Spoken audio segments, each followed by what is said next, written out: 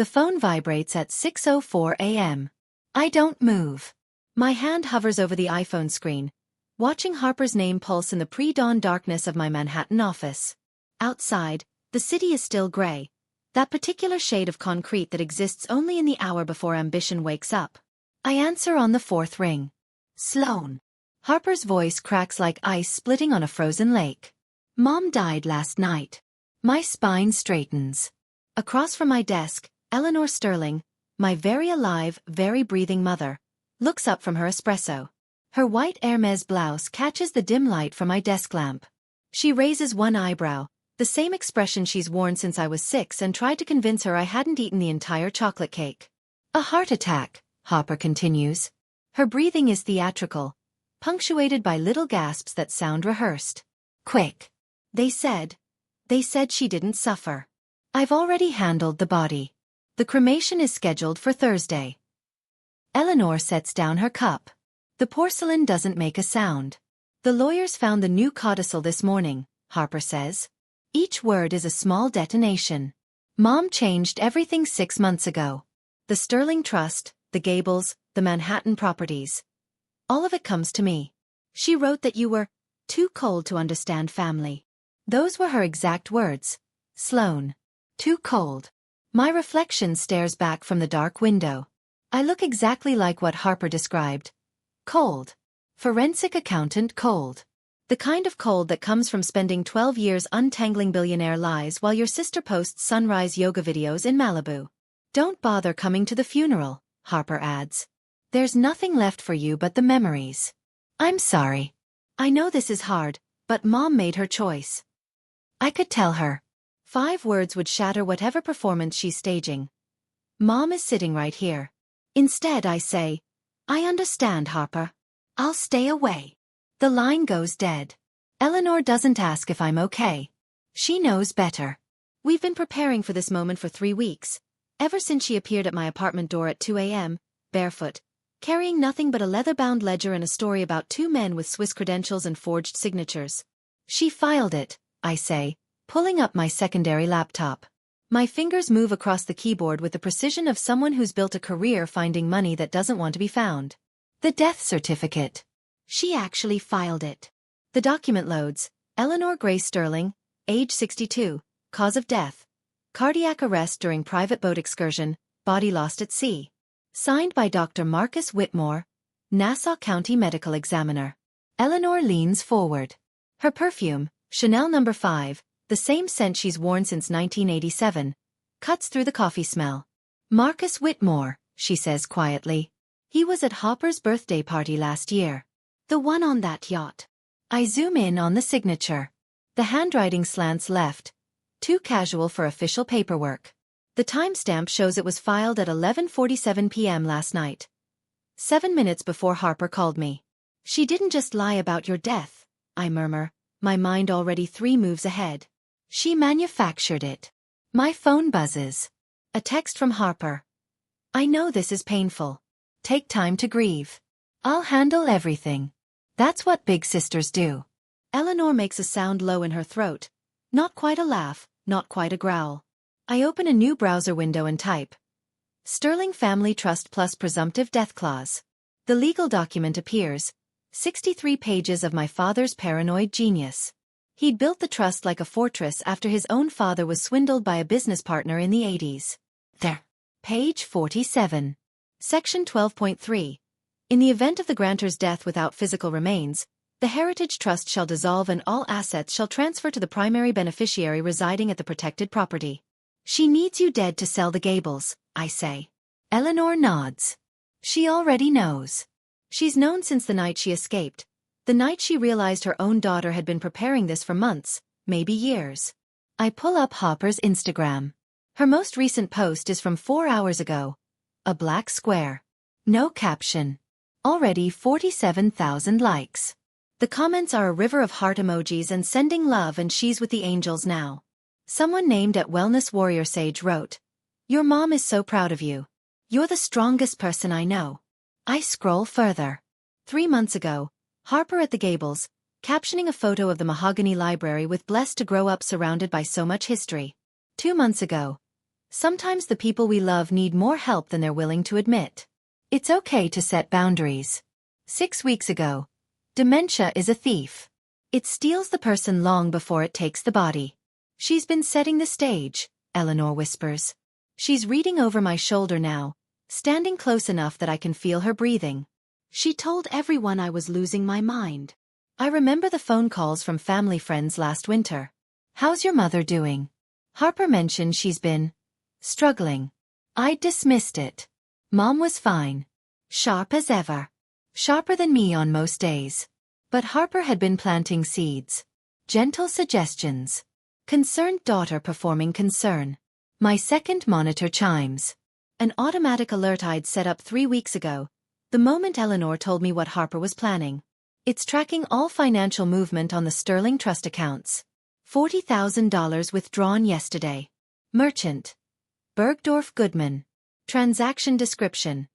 Emergency estate expenses. I click deeper. More withdrawals.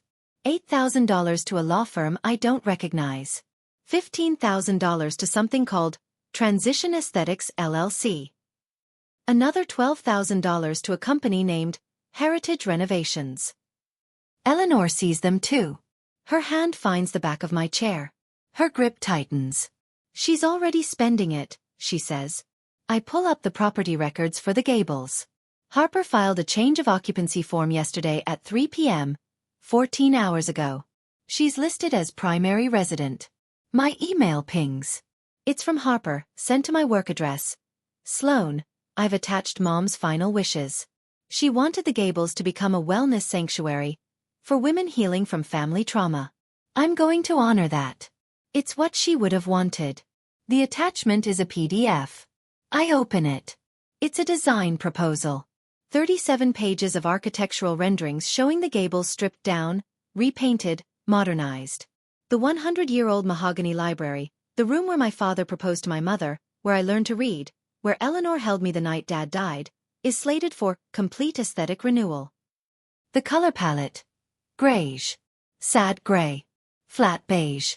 The soulless shades that Harper calls elevated and intentional. My jaw clenches so hard I taste copper. Eleanor steps back. She walks to the window, looking down at the city waking up below us. The sun is starting to crack through now, turning the buildings from gray to gold. What do we do? She asks. I close the laptop. Stand. Straighten my blazer. We let her dig, I say. If you've ever had someone steal your work, your time, your inheritance while you watched, subscribe. Because what Sloane does next isn't just revenge. It's architecture. And Harper has no idea she's already standing on the foundation. The math is simple, even if the courts would never see it that way. 12 years. 4,380 days. Approximately 105,000 hours of my life spent holding together a $40 million real estate empire while Harper uploaded sunset photos and talked about divine feminine energy to strangers on the internet. Eleanor stands at my office window now, backlit by morning sun, and I can see every year in her posture. She's not old. 62 isn't old, not anymore. But the exhaustion sits in her shoulders like weight she's been carrying too long. Tell me again, I say, when it started. She doesn't turn around. The first time? Or the first time I noticed? Both. Eleanor's reflection appears in the window glass, translucent and ghost-like. The first time was probably 10 years ago. Your father had just died. Harper needed $30,000 for some investment opportunity in a friend's juice company. I gave it to her. It failed within 6 months. She pauses. The first time I noticed was 3 years ago, when I found out she'd been using the corporate American Express for personal expenses and categorizing them as business development. I pull up the Sterling Family Holdings account on my main monitor. The company my father built from a single Brooklyn brownstone in 1979.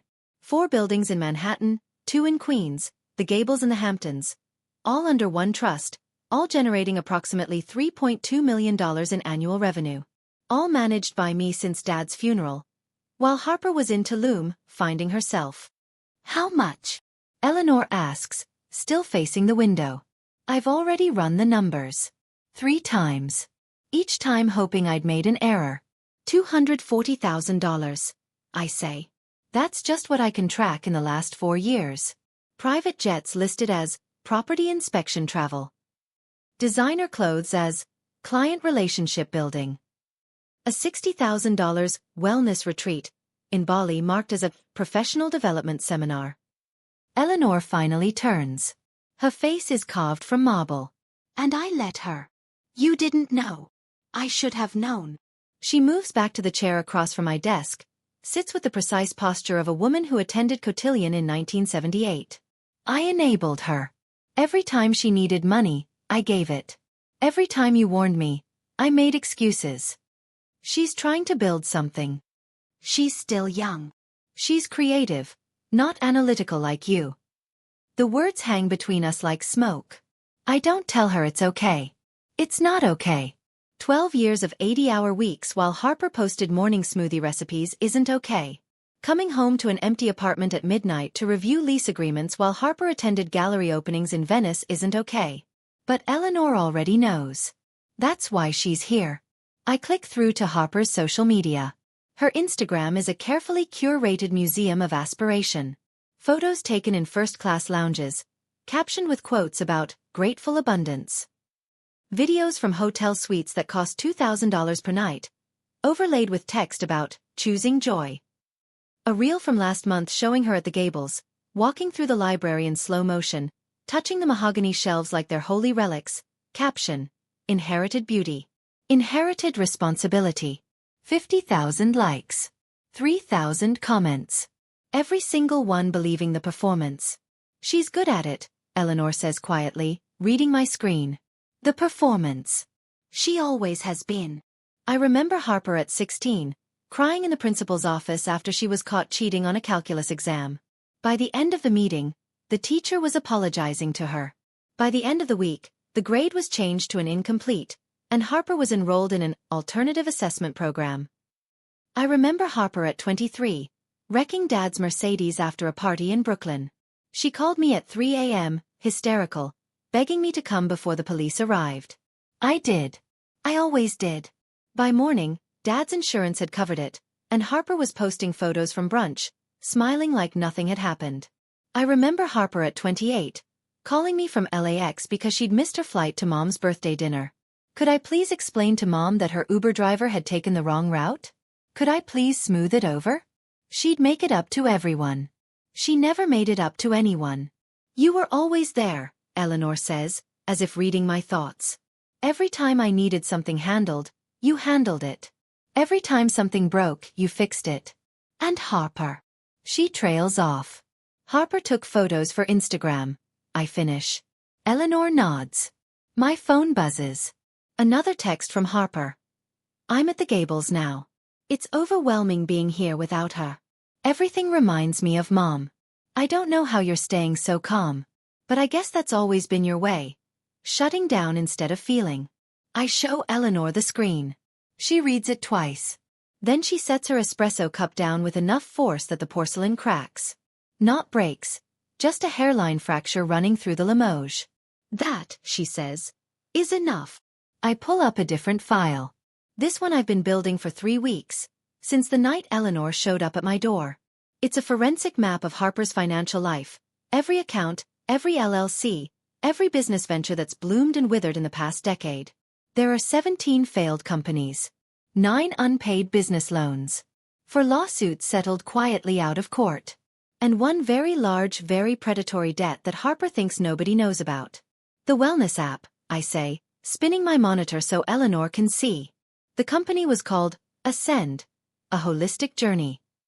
Harper launched it 2 years ago with a celebrity endorsement from some actor I'd never heard of and a promotional video that cost $200,000 to produce. The app was supposed to revolutionize spiritual wellness through AI-guided meditation and personalized crystal healing recommendations. It had 47,000 downloads in the first week. It had 200 active users by month 3. It was defunct by month 6. But the debt remained. $5.2 million, Eleanor reads from the screen. Her voice is very quiet. Where did that money come from? A private equity group called Meridian Growth Partners, I say. They specialize in high-risk, high-reward investments in the wellness space. Their interest rate is 18% annually, compounding monthly. Eleanor does the math in her head. I can see it happening behind her eyes, the same eyes that used to review my elementary school homework for errors. She'd owe almost $7 million by now, she says. $6.8 million, I correct. As of last month. Why didn't she ask me for help? I pull up the loan documents. They're technical, dense, written in the kind of language designed to intimidate non-lawyers. But paragraph 17 is crystal clear. In the event of default, borrower agrees to full asset seizure, including but not limited to property, inheritance rights, and claims to family trusts. She couldn't ask you, I say. Because the moment she took this loan, she gambled with everything. If she fails to pay, Meridian doesn't just take her money. They take her inheritance rights. They take her claim to the Sterling Trust. Eleanor leans back. Processing. So this isn't about greed, she says slowly. This is about survival. This is about desperation wearing a Chanel suit. My phone buzzes again. This time it's not a text. It's a notification from the property monitoring system I'd installed at the Gables 3 years ago, after a break-in scare. The system tracks all entry and exit points, logs all visitors, and sends alerts for unusual activity. Alert. Front door accessed. 9:47 a.m. Multiple occupants. I pull up the security camera feed. The image loads in grainy real time. Harper stands in the foyer of the Gables. She's not alone. Behind her, 2 men in expensive suits carrying iPads and a woman with a measuring tape and a design portfolio that says, Transition Aesthetics, in minimalist sans serif. Harper is walking them through the first floor, gesturing animatedly. The camera has no audio, but I can read her body language. She's performing again. Playing the role of grieving daughter honoring mother's memory. They stop in front of the library doors. Harper pushes them open. Eleanor inhales sharply. The library looks exactly as it did when I last saw it 3 months ago. Mahogany shelves floor to ceiling, first edition books my great-grandfather collected in the 1940s. The Persian rug my parents bought on their honeymoon in Istanbul. The reading chair where Dad died quietly in his sleep 7 years ago. The designer woman starts taking photos. Making notes. Measuring the windows. Harper touches the mahogany, runs her fingers along the grain. Then she turns to the designer and nods. The woman writes something on her iPad. Shows it to Harper. Harper smiles. And I know, with the cold certainty that comes from 12 years of reading people who lie for money, that she's about to destroy it. Some people steal money. Some people steal credit. But Harper is about to steal something else. The physical history of a family she doesn't understand. And if you've ever watched someone erase what you love while calling it improvement, you know what happens next isn't just resistance. It's war.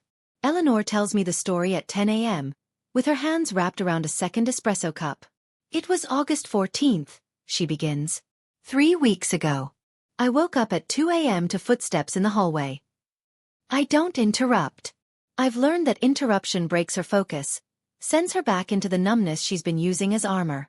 The Gables is old, she continues. The floorboards creak in specific ways. I know every sound that house makes, where the pipes rattle, which stairs groan, how the wind sounds different in the east wing versus the west. She pauses. These footsteps were wrong. Heavy. Deliberate. 2 sets, maybe 3. Outside my office window, Manhattan grinds through its morning routine. Horns. Sirens. The specific pitch of ambition moving through concrete. Eleanor's voice cuts through it all. I got out of bed. Didn't turn on the lights. Your father taught me that, if something's wrong, darkness is an advantage. Her mouth twitches into something that's not quite a smile. I walked to the bedroom door and listened. Male voices. Low. Professional. One of them said, 2nd floor, 3rd door on the right. Mrs. Sterling's room. And then I heard Harper. My fingers stopped moving across the keyboard. She was giving them instructions, Eleanor says. Calm. Collected. Remember, she gets confused easily. If she resists, remind her that I have medical power of attorney. If she becomes agitated, you're authorized to use the sedative Dr. Whitmore prescribed. Dr. Marcus Whitmore. The same coroner who signed Eleanor's death certificate 3 weeks later. I had maybe 90 seconds, Eleanor continues. I changed out of my nightgown into jeans and a sweater. Grabbed my phone. Grabbed the ledger from my nightstand, the one where I'd been tracking Harper's spending after you warned me something was off. Why the ledger? I ask. Because I knew if they took me, I'd need proof. Evidence. Something tangible that couldn't be explained away as confusion or dementia. She sets down her cup. I opened the window. Climbed onto the roof over the sunroom. Your father and I used to sneak out that way when you girls were teenagers and we wanted a cigarette without being hypocrites. I try to imagine my 62-year-old mother scaling a roof in darkness, running from her own daughter. The image doesn't fit with the woman who taught me which fork to use at state dinners. I heard them enter my room, she says. One of them called out, Mrs. Sterling? We're here to help you. Very gentle. Very calm. The way you'd talk to a frightened animal. Her jaw tightens. Then I heard Harper. She probably went to the bathroom. Check the en suite. I was already climbing down the trellis by then. Jesus, Mom. I've done stupider things in heels, she says flatly. I made it to the garden. Stayed low behind the hedges. I could see them searching the house. Lights going on floor by floor. Harper came out onto the back terrace with a flashlight. She was on her phone. I heard her say, she can't have gone far. She's 62 and probably disoriented. Eleanor's hands are shaking now, barely perceptible tremors that make the espresso ripple. I walked to the road. No shoes. Barefoot on gravel for half a mile. Called an Uber from the highway. The driver asked if I was okay. I told him I'd had a fight with my daughter and needed to leave before I said something I'd regret. She laughs. A sharp, bitter sound. He gave me his jacket and told me about his own family drama the whole ride to Manhattan. Therapy via stranger. Why didn't you call me immediately? Because I didn't know if you'd believe me. She meets my eyes. Harper has always been so good at making me seem unreasonable. Mom's overreacting. Mom's being dramatic. Mom doesn't understand how the modern world works. I needed to show up at your door with evidence. The ledger. The texts from Harper's wellness coordinator.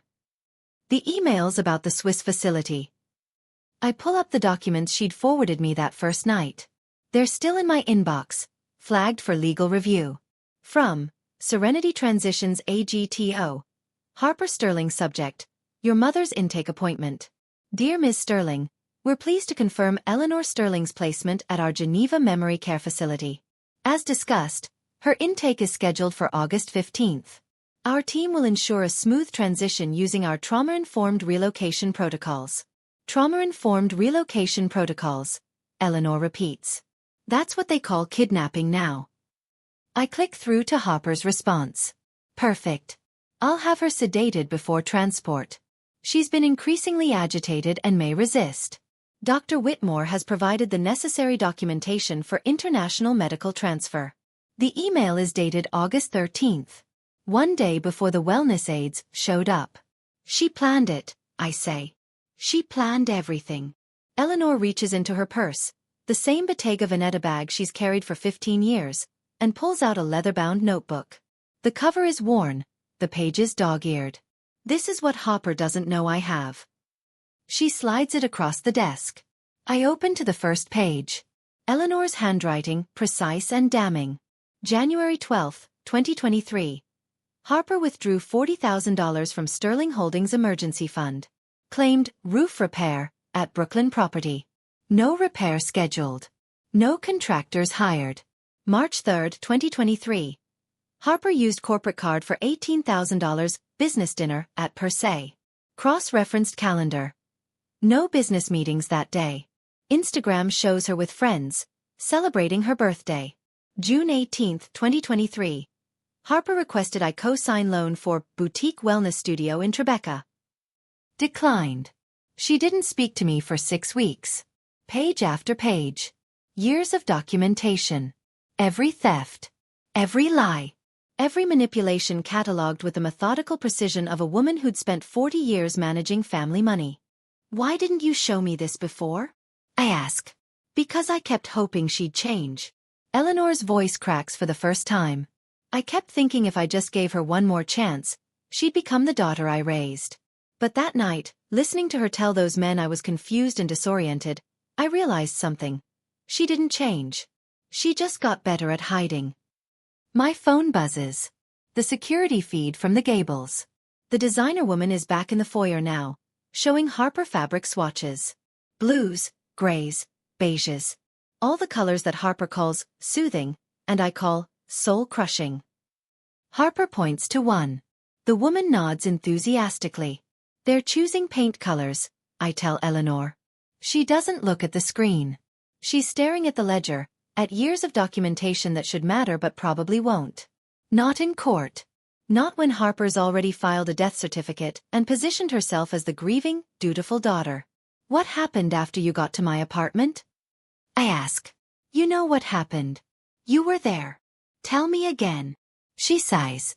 I showed you everything. The emails. The texts. The Swiss facility brochure. You made tea. Chamomile, even though I hate chamomile.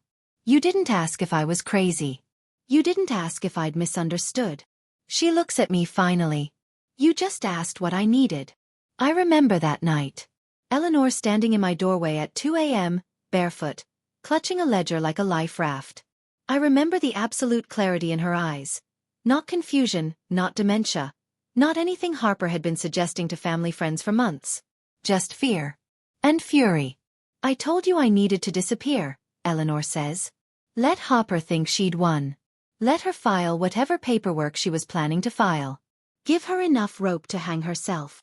And I said yes. You said yes immediately. Eleanor's smile is small but real. No hesitation. No moral hand-wringing. Just, okay. Here's what we're going to do. The security feed updates. Harper and the designer are walking toward the library now. The two suited men follow, carrying paint samples and a tablet that probably contains architectural renderings of what they're about to destroy. Eleanor finally looks at the screen. She's really going to do it, she whispers. Yes. The library. The mahogany. Everything your father loved. Yes. Eleanor's hands stop shaking. Something settles in her face. Something cold and final. Then we let her, she says. We let her paint it gray. We let her file the fraudulent death certificate. We let her sell furniture and post grief photos and play the mourning daughter. She leans forward. And then we show the world exactly who she is. On screen, Harper pushes open the library doors. The designer follows her inside, already gesturing at walls, at windows, at a century of history she's about to erase. I close the laptop. First, I say, we need to understand why she needs you dead right now. Not next year. Not in 5 years. Now. The debt, Eleanor says. The debt. I pull up my forensic analysis again. Harper owes $6.8 million to a predatory equity firm. But that's not the interesting part. The interesting part is the payment schedule. I show Eleanor the loan documents, highlighting Section 12. Full principal and accumulated interest due in single balloon payment no later than September 30, 2025. Failure to remit payment will result in immediate asset seizure and legal action. September 30th, Eleanor reads. That's 16 days from now. The room goes very quiet. She doesn't have $6.8 million, Eleanor says. No. But you do. Or rather, the Sterling Trust does. And the only way she can access it is if you're dead and she's the primary beneficiary residing at the Gables. So she kills me on paper. She kills you on paper, inherits everything, sells the Gables to pay the debt, and walks away with whatever's left over. Eleanor nods slowly, processing the architecture of her own daughter's betrayal. There's one more thing, I say.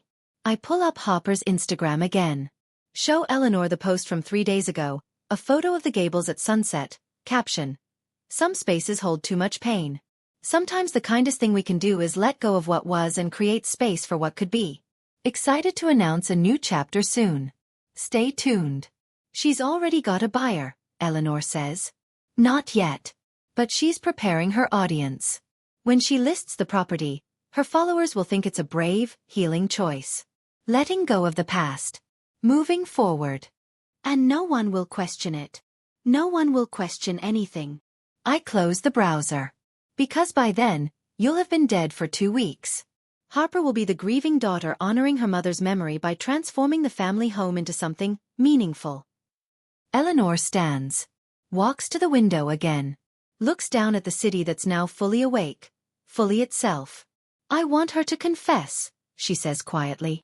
She won't. I want her to admit what she did. Out loud. In front of witnesses. She won't do that either. Eleanor turns. Then we make her. If you've ever been erased while still breathing, if you've ever watched someone rewrite history while you stood there holding the truth, then you understand why Eleanor doesn't want revenge.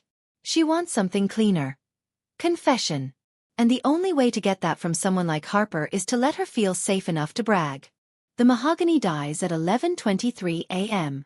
I watch it happen in real time through the security feed. Harper stands in the center of the library with her arms crossed, wearing athleisure that probably cost more than most people's rent. The designer, a woman named Claudette, according to her iPad case, gestures at the walls like a surgeon explaining a necessary amputation. Eleanor sits beside me now, her chair pulled close enough that I can hear her breathing change when Harper touches the bookshelves. This wood is original to the house, Claudette says. I can't hear her, but I can read lips well enough after years of conference calls on mute. 1924. It's beautiful craftsmanship, but it's very dark. Very heavy. It makes the room feel closed in. Harper nods. Runs her hand along the shelves where my father's first edition Hemingways sit alphabetically arranged. What if we painted it? Harper asks. Claudette's face lights up. I was hoping you'd say that. If we go with a soft greige, maybe Benjamin Moore's Revere Pewter, or Farrow and Ball's Elephant's Breath, we could completely transform the energy. Make it feel airy. Open. Healing. Healing, Harper repeats, as if testing the word's weight. Yes. That's exactly right. This room holds so much grief. My father died in that chair. She points to the reading chair, the leather still imprinted with the shape of Dad's body. My mother spent hours in here after he passed, just sitting, staring at his books. It's like the room became a shrine to sadness. Eleanor's hand finds my wrist. Her grip is tight enough to leave marks. We need to release that energy, Harper continues. She's fully performing now, voice pitched with the breathy earnestness she uses in her Instagram videos. Transform it into something that honors their memory without being trapped by it. Claudette nods enthusiastically. Exactly. And these books? Most of them can be donated, Harper interrupts. I'll keep a few meaningful ones. But honestly, no one reads Fitzgerald anymore. These are just collecting dust and bad memories. Eleanor makes a sound low in her throat. Not quite a gasp. More like the noise you make when you're punched in the ribs and trying not to show it hurts. My father collected books the way some men collect cars. Every vacation, every business trip, he'd come home with first editions wrapped in brown paper. He'd spend Sunday mornings in the library, reading passages aloud to Eleanor while she did the Times crossword. When I was 8, he taught me about book care using a 1926 edition of The Sun Also Rises. How to handle old pages, how to smell the binding to check for mold, why certain books were worth more than others. Harper is talking about donating them to Goodwill. The rug, Claudette says, pointing down. This is a genuine Persian Tabriz, probably mid-century. Museum quality. It's also stained, Harper says. Coffee. Wine. Years of foot traffic. I'd rather start fresh. Something modern. Maybe a natural jute or a white shag to brighten the space. The rug was my parents' first major purchase together. They bought it on their honeymoon in 1985, spent 3 days haggling with a dealer in Istanbul's Grand Bazaar. Mom told me the story every time I complained about learning negotiation skills. Your father and I spent 60 hours arguing over this rug. That's how I knew I could spend a lifetime negotiating with him. Harper wants to replace it with white shag. Timeline. Harper asks. If you approve the designs today, we can start demolition next week. Full renovation completed in 6 to 8 weeks. Demolition. Harper smiles. I love that. Tearing down the old to build the new. Very metaphorical. Claudette pulls up renderings on her iPad, angles it so Harper can see. I zoom the security camera, trying to catch the screen. The image is blurry but clear enough. The library transformed into something unrecognizable. White walls. Light wood floating shelves. A meditation corner with floor cushions. Recessed lighting. Everything smooth. Minimal. Soulless. Everything Harper. Perfect. Harper breathes. This is perfect.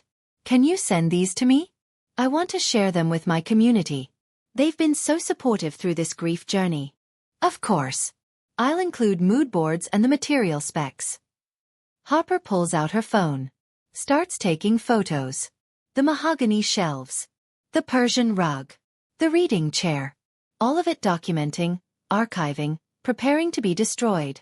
These will be amazing for the before and after reveal, she says, more to herself than Claudette. My followers love transformation content. The camera feed stutters, then refocuses. Harper has moved to the window now, the one overlooking the back garden. She frames a shot, herself in the foreground, the library in soft focus behind her. Takes the photo. Checks it. Takes another. And another. Finding the perfect angle for grief. There's one more thing, Harper says, pocketing her phone. My mother's personal items. Her clothes. Jewelry. Documents. They're mostly in the continue. 9:08 p.m. Master bedroom, but some are in here too. She walks to a small cherrywood cabinet in the corner. My breath stops. That cabinet holds Eleanor's private collection. Letters from my father during their courtship. Photos from their wedding. Eleanor's mother's engagement ring. The one passed down through 3 generations. The one Eleanor planned to give me someday. Harper opens it. Most of this is junk, she says, rifling through with the care of someone sorting recyclables. Old letters. Random jewelry. Outdated documents. She pulls out a velvet box. Opens it. The engagement ring catches the light. Art Deco, platinum and diamond. Probably worth $40,000 but priceless in every way that actually matters. This is pretty, Harper says. Holds it up to the window. Very vintage. Might be worth something. It's certainly valuable, Claudette agrees. Art Deco pieces are having a moment. Harper closes the box. Sets it aside on the desk. I'll have it appraised. Maybe auction it. The money could go toward the renovation. Eleanor stands up so fast her chair hits the wall. I grab her wrist. Don't. That's my mother's ring, she says, voice shaking. My grandmother's. My great-grandmother's. That ring has been in our family since 1923. I know. She's going to sell it to paint walls gray. I know. I pull Eleanor back down. And we're going to let her. The hell we are. Mom. I turn her to face me. If you call her right now, if you show up at that house, the entire plan collapses. She files an emergency psychiatric hold. Claims you're delusional. Has you committed before you can prove anything. Eleanor's breathing is ragged. We let her take the ring, I continue. We let her paint the library. We let her donate Dad's books. Because every single thing she does is evidence. Every theft is another charge. Every act of destruction is another nail. I don't care about charges. I want that ring. You'll get it back. I promise. But right now, we need her to feel untouchable. We need her to believe she's won. On screen, Harper has moved on from the ring. She's pulling out photo albums now, the leather-bound kind with actual printed photos from before everything became digital. God, look at these, Harper says, flipping pages. So dated. Who keeps physical photos anymore? She finds one, I can't see which, but I watch Eleanor's face drain of color. That's the one from my wedding, Eleanor whispers. The photo of all 4 of us. Before your father got sick. Before everything fell apart. Harper looks at the photo for maybe 3 seconds. Then she closes the album and drops it into a cardboard box labeled donations in her neat, aggressive handwriting. The box is filling up, Claudette observes. Good. The more we clear out, the lighter the energy becomes. Harper moves to Eleanor's desk now, the antique secretary where Eleanor used to pay bills and write thank you notes in actual cursive. She starts opening drawers. Most of this is just paperwork, she says, pulling out files. Tax documents. Property deeds. Insurance policies. She flips through them with the attention span of someone scrolling social media. I'll have my lawyer review what's important. The rest can be shredded. She finds something else. A small wooden box, mahogany like the shelves. I know what's inside before she opens it. Eleanor's wedding ring. The one she stopped wearing after Dad died because seeing it on her finger made the absence too real. Harper opens the box. The ring is simple. A gold band, worn thin from 40 years of marriage. This is kind of sad, Harper says. Holds it up to the light. So plain. Dad could have afforded something nicer. That was my choice, Eleanor says to the screen, even though Harper can't hear her. I didn't want diamonds. I wanted something I could wear while gardening, while cooking, while living. Harper drops the ring back in the box. Closes it. Adds it to the donation pile without ceremony. Then she sees something else. She reaches to the back of the bottom drawer and pulls out a small frame. I zoom the camera, but I already know what it is. The photo of Eleanor and me at my college graduation. The one where we're both laughing because my mortarboard kept sliding off and Dad kept taking photos of the moments between poses instead of the actual poses. Harper looks at it. Her expression doesn't change. She turns it face down on the desk and keeps searching the drawer. She's erasing you, I say quietly. Eleanor doesn't respond. She's watching Harper destroy our history with the methodical efficiency of someone deleting spam emails. My phone buzzes. A notification from Harper's Instagram. She's posting in real time. A photo of the library, warm mahogany glowing in afternoon light. Caption. Last photo of this space before its transformation. Holding so much grief today, but also so much gratitude. Mom would want this room to bring joy again, not just preserve pain. Excited to share the journey with you all. White heart sparkles. The comments flood in immediately. You're so brave. This is beautiful. Your mom is so proud of you. Can't wait to see the transformation. 300 likes in 90 seconds. Eleanor reads over my shoulder. When she's finished, she says, I want to kill her. You can't. I don't mean literally. I know what you mean. I close the phone. Look at her. And we will. But the way we kill her isn't physical. It's systemic. We destroy the infrastructure that lets her exist. How? I pull up a new document on my screen. Start typing. She thinks she's transforming a room, I say. But what she's really doing is committing felony destruction of a historic landmark. The Gables has been on the National Register of Historic Places since 1987. Any structural changes require approval from the New York State Historic Preservation Office. Eleanor leans forward. She doesn't have approval. She doesn't even know she needs it.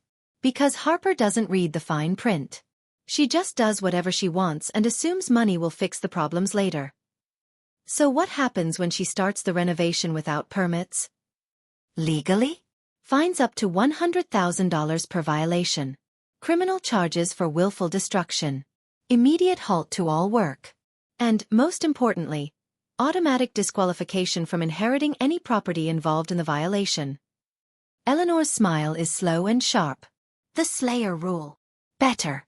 The willful destruction clause in Dad's trust. He added it specifically because of that incident in Connecticut. Remember? The heir who gutted a colonial mansion to build a McMansion and got written out of the will posthumously by court order. Your father was paranoid. Your father was thorough. I pull up the trust document, highlight section 19.4. Any beneficiary who willfully damages, destroys, or materially alters protected properties without written authorization from the trust administrator shall immediately and irrevocably forfeit all inheritance rights, titles, and claims. I'm the trust administrator, Eleanor says. You are. And you definitely didn't authorize Harper to paint a 100-year-old library the color of despair. On screen, Harper and Claudette are shaking hands. Deal made. Demolition scheduled. Harper pulls out her phone one more time. Takes a final photo of the library in its original state. Then she turns her back on it and walks out, already scrolling through filters to make the grief look better. The camera shows the empty room now. Mahogany and leather and history. Waiting for destruction. How long do we have? Eleanor asks. She said demolition starts next week. That gives us 6 days. 6 days to do what? I pull up a new browser window.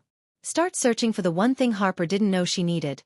Explicit written approval from a historic preservation committee that meets once per month and hasn't approved a renovation application in 8 years. 6 days, I say, to make sure she commits a crime she can't erase with money or charm or a well-lit Instagram apology. Eleanor nods. Settles back in her chair. Watches the empty library on screen. I hope she picks the absolute ugliest shade of gray, she says. I smile. She will. Some people destroy things because they don't understand value. Others destroy things because they understand it perfectly and want to hurt you. Harper falls into the second category. And if you've ever watched someone vandalize your history while calling it healing, you know why the next move isn't about stopping her. It's about making sure every stroke of ugly paint is documented, photographed, and admissible in court. The wellness app is called Ascend, and it's been dead for 18 months. I find its corpse at 2 p.m., buried in a database of failed tech startups that burn through venture capital like kindling. The company website still exists, frozen in time, promising AI-guided transformation through personalized crystal healing and biometric spiritual assessment. The app had 47,000 downloads. It had $5.2 million in funding. It had a celebrity endorsement from an actor whose career peaked in 2019 and hasn't been seen since. It lasted 6 months. Eleanor watches over my shoulder as I dig through the financial autopsy. I remember when she pitched this to me, she says. She had a whole presentation. Graphs. Market research. Testimonials from beta users who'd found their authentic selves through guided meditation and gemstone recommendations. Did you invest? I gave her $50,000. Told her it was a loan, not a gift. She said she'd pay me back within a year once the app went viral. Eleanor's laugh is bitter. I'm still waiting for that check. I pull up the corporate filings. Ascend Wellness Technologies LLC, registered in Delaware, dissolved in March 2024 for failure to pay franchise taxes. The dissolution notice lists $4.3 million in outstanding debts. Where did the other $5 million go? Eleanor asks. That's what I'm trying to find out. I dig deeper. Bank records, credit card statements, transaction histories that I probably shouldn't have access to but do because I spent 12 years building relationships with forensic data brokers who owe me favors. The money trail is a mess. $200,000 to a production company for the launch video, the one with aerial shots of Harper doing yoga on a cliff in Sedona, talking about elevating consciousness through intentional technology. $180,000 to a PR firm that got Harper featured in one Forbes article titled, 5 Wellness Entrepreneurs to Watch, and then vanished. $400,000 to developers in Eastern Europe who built an app that crashed every time you tried to log in. Another $300,000 to strategic consultants, who, as far as I can tell, did nothing but attend expensive dinners and tell Harper she was brilliant. She was burning money, Eleanor says, reading the expenses. She was performing success, I correct. Every dollar spent was proof that she was a serious entrepreneur, not just another influencer with a dream. The launch party alone cost $120,000. I wasn't invited to that. Neither was I. I pull up photos from the event. Harper in a white silk gown, surrounded by B-list celebrities and wellness influencers, everyone holding cocktails with crystals in them. #hashtag Ascend Together projected on the walls. The entire night documented. Curated. Posted. 5,000 likes.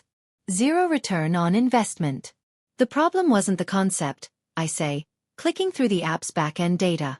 The problem was Harper expected it to succeed without actually working. Look at the user retention. Week 1, 47,000 users. Week 2, 8,000. Week 4, 200. By month 6, they had 11 active users, and 4 of them were journalists writing articles about tech bubble failures. So the app failed. Where's the $5 million? I find it at 2:47 p.m. The loan documents are buried in a subsidiary LLC, one of those nested corporate structures designed to obscure who owes what to whom. But I'm good at this. Following money through shell companies is literally what I do for billionaires trying to hide assets from ex-spouses. Harper isn't nearly as sophisticated. Meridian Growth Partners. I read from the contract. A private equity firm specializing in high-risk wellness ventures. They gave her $5.2 million in August 2023. Interest rate. 18% annually. Compounding monthly. Eleanor winces. That's predatory. That's desperate. I scroll to the terms. Standard PE contract would be equity-based. They'd own a percentage of the company in exchange for funding. But Harper negotiated a debt agreement instead. She didn't want to give up control. So she kept 100% ownership of a company worth nothing and took on debt she couldn't pay. Worse. I find the clause I was looking for, buried in paragraph 17. In the event of default, borrower agrees to full asset seizure, including but not limited to personal property, real property, inheritance rights, and claims to family trusts or estates. Eleanor goes very still. They can take the Sterling Trust? She asks quietly. If Harper defaults, Meridian doesn't just get her personal assets. They get her inheritance. Everything she's supposed to inherit from you, the Gables, the Manhattan properties, the investment portfolio, becomes collateral. Can they legally do that? It's a gray area. Normally, you can't use future inheritance as loan collateral because you don't technically own it yet. But Harper signed a personal guarantee stating that she has reasonable expectation of inheritance and the right to pledge it as security. Eleanor's face hardens. And now she needs me dead to fulfill that expectation. Now she needs you dead, needs to inherit, and needs to liquidate everything before September 30th. That's when the balloon payment is due. I pull up the payment schedule. It's brutal. Principal, $5,200,000 interest, 24 months at 18% compounding monthly $1,643,892 total due. $6,843,892 due date. September 30th, 2025 days remaining, 16. 6.8 million, Eleanor whispers. In 16 days. She doesn't have it. The app is dead. Her influencer income is maybe $200,000 a year, and most of that goes to maintaining the lifestyle that generates the income. She's trapped. I pull up Harper's bank records. They paint a picture of someone drowning slowly. Checking account, $12,847 savings. $0 available credit. $4,200, across 4 Max cards. Monthly expenses, $28,000. How is she even functioning? Eleanor asks. She's not. She's been juggling. Taking cash advances on one card to pay minimums on another. Borrowing from friends with promises of next month. Selling designer clothes on consignment websites. I show Eleanor the resale listings, Chanel bags, Celine coats, all the status symbols that used to fill Harper's closet, now marked down and desperate. But it's not enough. It's not even close. She needs a minimum of $6.8 million to clear the debt. The only asset she has access to worth that much is the Sterling Trust. But she can't touch it while you're alive. So she kills me. She kills you. Files a fraudulent death certificate. Becomes the primary beneficiary. Liquidates everything fast, probably at a loss because she's rushing, pays Meridian, and walks away with whatever's left. I pull up property valuations. The Gables, Hampton's $8.2 million Manhattan properties. $14.6 million investment portfolio. $11.3 million total. $34.1 million. Even with a rushed sale, she'd clear $25 million, I say. Enough to pay Meridian, restart her life, and still have money for a down payment on whatever delusion she's chasing next.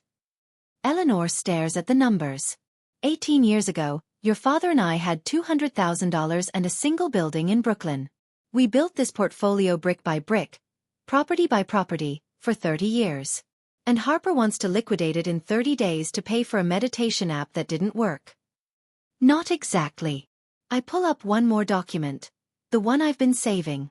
She's not just paying for the app. Look at what she spent the loan on. I show Eleanor the expense reports from Ascend's first 6 months. $80,000. Luxury apartment in Tribeca, 3 months rent plus security. $45,000. Tesla Model X. Down payment. $60,000. Business development trip to Tulum. Luxury resort, 6 weeks. $35,000. Wardrobe enhancement. Necessary for brand credibility. $50,000. Personal assistant salary. $70,000. Strategic networking events. galas, charity dinners, yacht parties. The list goes on. Page after page of expenses that have nothing to do with building an app and everything to do with building Harper's image as someone who'd already succeeded. She spent the loan money on her lifestyle, Eleanor says flatly. She spent it on the performance of success. Because to Harper, looking successful is the same as being successful. I pull up Harper's Instagram from that period. Late 2023, early 2024. Every post is a masterclass in manufactured achievement. Harper at tech conferences that she paid $10,000 to attend as a VIP delegate. Harper being interviewed on podcasts that she paid to be featured on. Harper in first class that she charged to a credit card she couldn't pay off. All of it designed to convince investors, followers, and herself that Ascend was going to change the world. None of it spent on actually making the app work. There's one more thing, I say.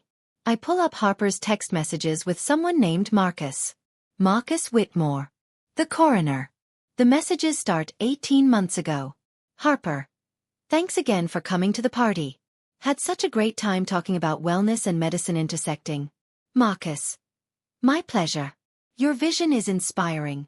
Let me know if I can ever help with the medical/scientific credibility side. Harper. Actually, I might take you up on that. The messages continue. Casual at first. Then more frequent. Then. Harper. August 2nd, I need a massive favor. Can we talk? In person? Marcus. August 2nd, sure. Everything okay? Harper. August 2nd, I'll explain. Coffee tomorrow? Then a gap. No messages for 3 days. Then. Marcus. August 6th, I'll do it. But I need something in return. Harper. August 6th, anything. I'm so grateful. Marcus. August 6th, my daughter's college tuition is $80,000 this year. I can't swing it. If you can help with that, we're even. Harper. August 6th, done. I'll wire it Monday. 3 days later, Marcus signed Eleanor's death certificate. Eleanor reads the messages twice. When she looks up, her face is carved from stone. He sold my life for tuition money, she says. He sold the paperwork saying you died. For $80,000, he committed fraud, risked his medical license, and became an accessory to whatever Harper's planning. I pull up Marcus's bank records. Another favor from another contact. She paid him on August 9th. Clean wire transfer from her personal account. Memo line says, educational support. Where did she get $80,000 if she's broke? I pull up the transaction history. She took a cash advance on 3 different credit cards at 29% interest. Maxed all of them. Then she paid Marcus. So she's not just desperate. She's all in. She's past the point of no return. She's committed fraud, bribed a public official, and filed a fake death certificate. If she backs out now, if you suddenly come back to life without explanation, Marcus flips on her to save himself, and she goes to prison for fraud before Meridian even gets to her. Eleanor stands. Walks to the window. The afternoon sun makes Manhattan glow like it's on fire. How much time does she have? She asks. Before the creditors come? I check the loan documents again. September 30th is the final payment deadline.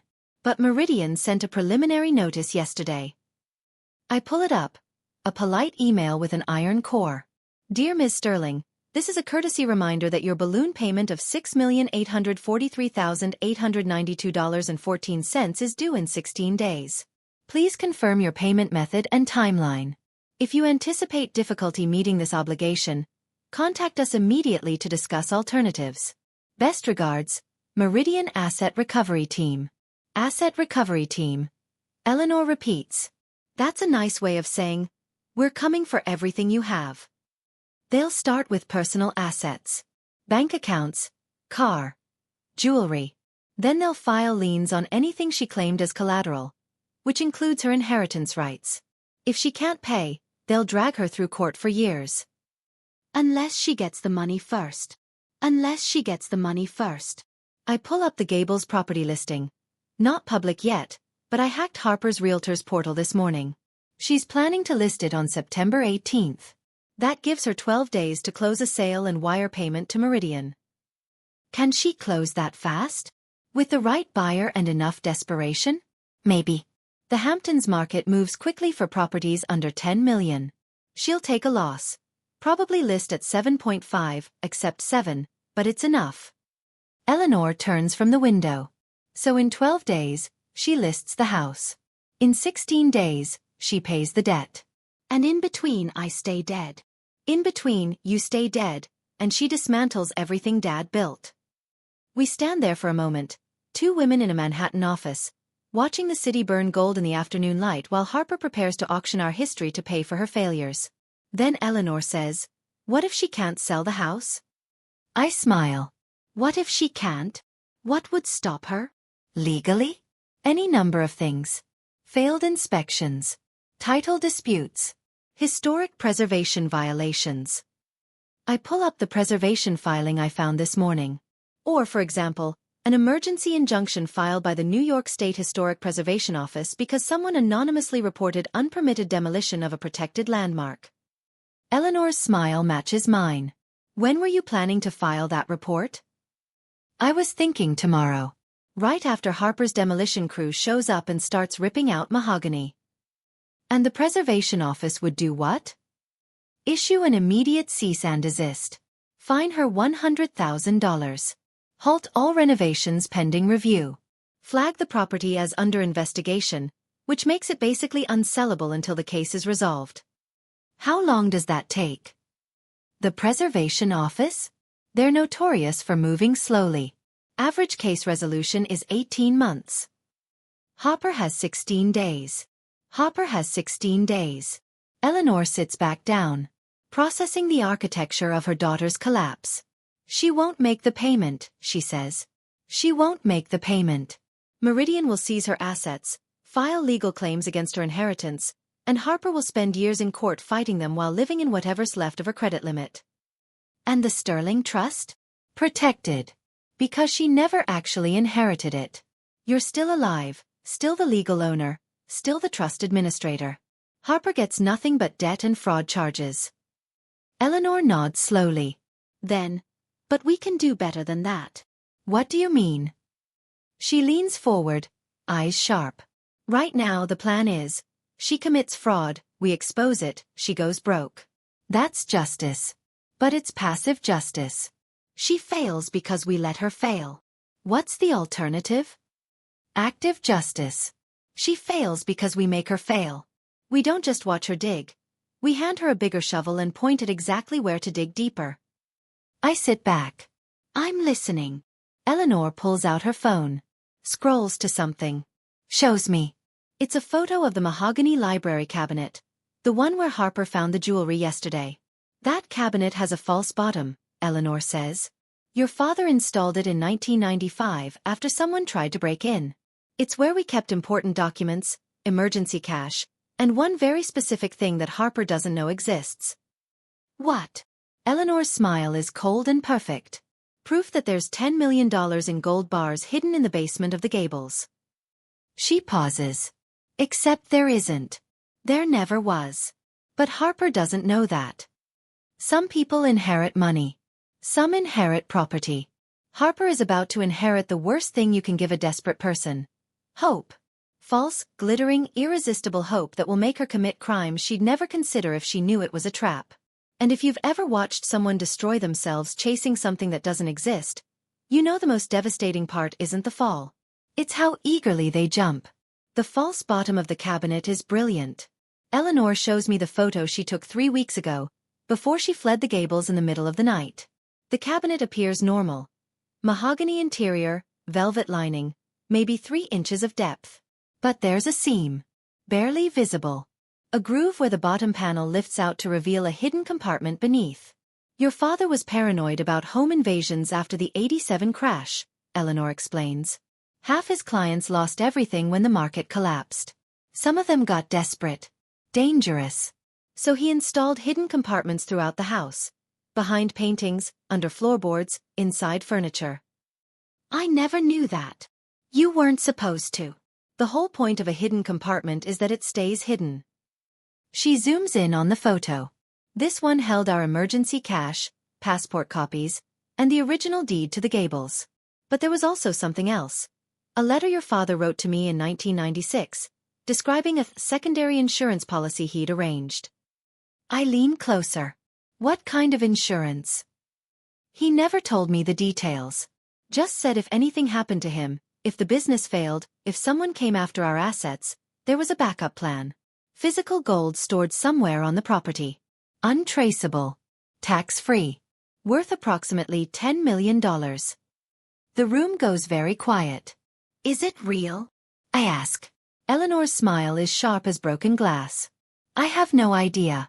Your father died before he could tell me where it was, if it even exists. I've searched that house for 7 years. Never found anything. So it might not exist at all. It might not. But Harper doesn't know that. I understand immediately. You're going to bait the trap with gold that might be imaginary. I'm going to bait the trap with her own greed. Eleanor pulls out a second photo, this one showing a handwritten letter on my father's distinctive letterhead. The handwriting is his. Slanted, precise, slightly cramped. This was in the false compartment. I found it 2 weeks before Harper tried to have me committed. She hands me her phone. I read. My dearest Eleanor, if you're reading this, something has gone wrong. The business, our investments, perhaps my health. Whatever the cause, you need to know about the contingency plan. In 1995, I converted $10 million in liquid assets to physical gold. 200 bars, 400 troy ounces each. It's hidden in the house. The location is obscured behind the foundation wall in the wine cellar. Accessible only by removing the eastern load-bearing support. Tell no one. Use it only if our family faces true financial catastrophe. With love always, Richard. Did you show this to anyone? I ask. No one. Not even you. Eleanor takes back her phone. Because I wasn't sure it was real. Your father had a tendency to create elaborate backup plans that sounded good on paper but never actually materialized. Remember the emergency bunker he allegedly built under the garage? I remember. We spent an entire summer looking for it after Dad died. Never found anything but concrete and dirt. So the gold might not exist, I say slowly. But the letter does. The letter exists. And Harper is desperate enough to believe anything that solves her $6.8 million problem. I pull up my legal database. Type. Slayer rule plus inheritance fraud. The results appear in seconds.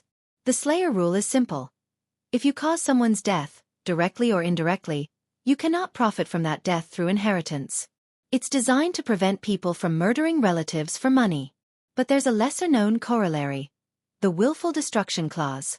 I find it in New York State estate law, section 4-1.5. Any heir who commits felony-level destruction of estate property in pursuit of assets derived from that estate shall be deemed to have acted in bad faith and shall forfeit all inheritance rights. The wine cellar, I say. The foundation wall Dad mentions in the letter. Is a protected load-bearing structure, Eleanor finishes. The gables is on the National Register. Any structural modification requires written approval from the State Historic Preservation Office. Which Harper won't get. Which Harper won't even know to ask for. Eleanor's voice is cold, satisfied. She'll see the letter. See the words, $10 million. See a solution to her Meridian problem. And she'll order the demolition without thinking twice. I pull up the architectural plans for the gables. The wine cellar is original to the house. Built in 1924, reinforced in 1967, inspected and certified as historically significant in 1987. The eastern wall is clearly marked. Load-bearing foundation support. Do not modify. If she breaks through that wall, I say, she's committed a federal offense. A federal offense that voids her inheritance under the willful destruction clause. Eleanor leans back. Even if I died tomorrow, really died, Harper couldn't inherit. The trust would default to the secondary beneficiary. Which is me. Which is you. I stare at the plans. The trap is elegant. Simple. Utterly devastating. Harper thinks she needs Eleanor dead to access the money. But even with Eleanor dead, the moment Harper destroys that wall, she loses everything. There's one problem, I say. How do we make sure she sees the letter? She already went through the cabinet yesterday. If she didn't find the false bottom then, She didn't find it because she wasn't looking for it. Eleanor pulls up another photo. The cabinet as Harper left it yesterday. She opened it, took the visible jewelry, and moved on. She was looking for assets to sell, not secrets to discover. So we make her look again. We make someone tell her to look again. Eleanor opens her text messages.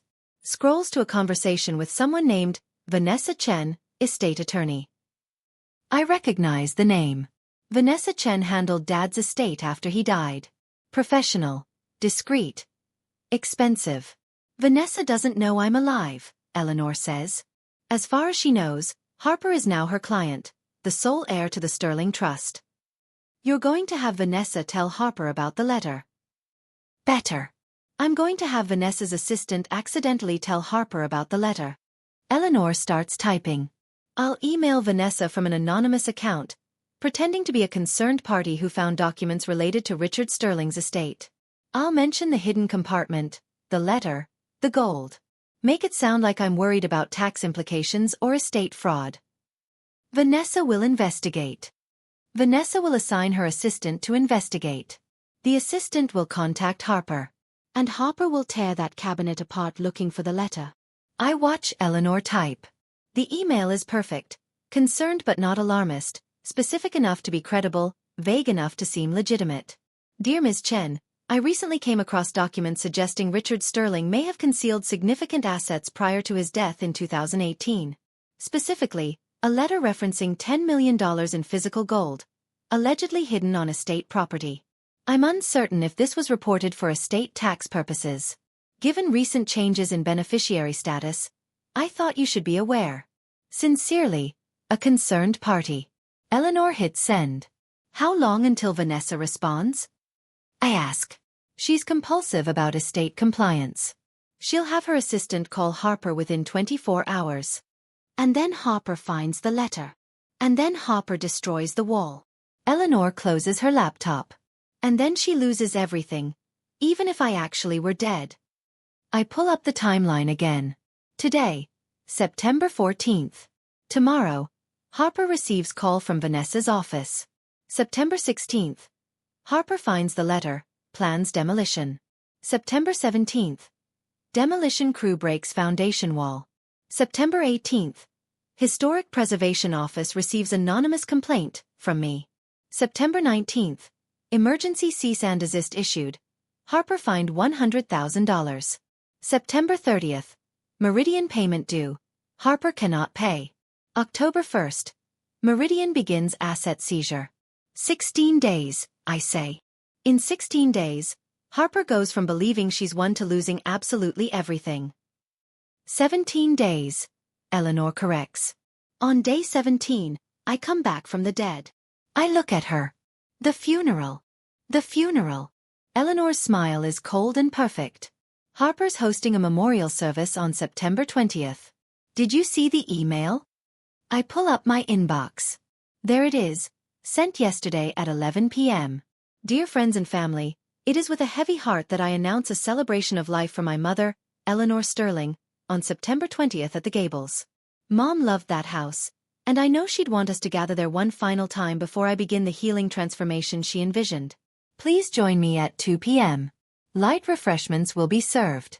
In lieu of flowers, please consider donating to the Alzheimer's Foundation in Mom's memory.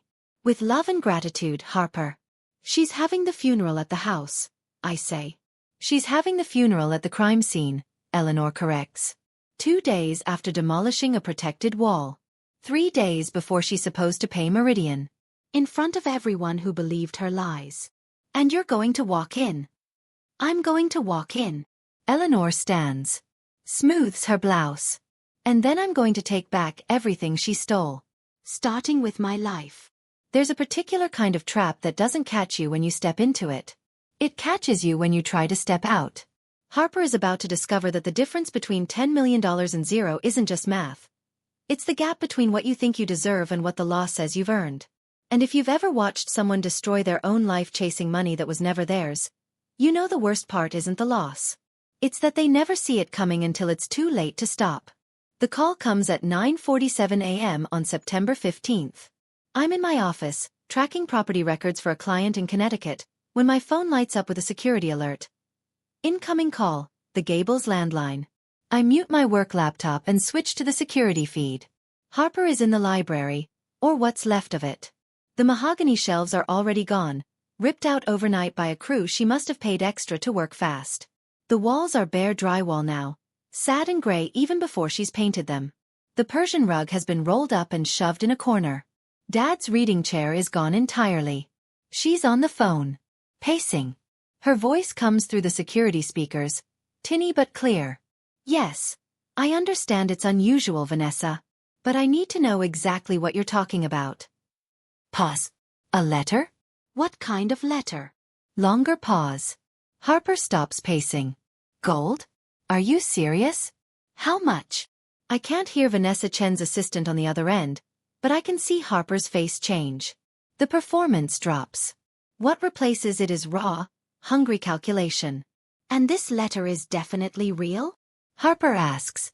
It's not some, I don't know, fantasy my father wrote down? He was paranoid toward the end. Pause. Okay, yes. I'll look in the cabinet. The false bottom. Right. And if I find it, I'll call you immediately for tax consultation. She hangs up. Stands very still for 30 seconds. Then she sprints out of the library. Eleanor watches beside me. She's drinking coffee. Her third cup this morning. She hasn't slept. Neither have I. We've been monitoring the Gables since midnight, watching Harper's demolition crew tear through a century of history like it's garbage. She's going for the cabinet, Eleanor murmurs. On screen, Harper runs into the library storage room, the small space where Eleanor kept personal items, documents, family archives. The mahogany cabinet is still there, untouched by the renovation crew. Harper kneels in front of it. Opens the doors. Starts pulling everything out. The jewelry boxes she sorted yesterday, the photo album she marked for donation, the small wooden box with Eleanor's wedding ring. She dumps it all on the floor. Then she runs her hands along the inside of the cabinet, looking for the seam. The hidden compartment. It takes her 40 seconds to find it.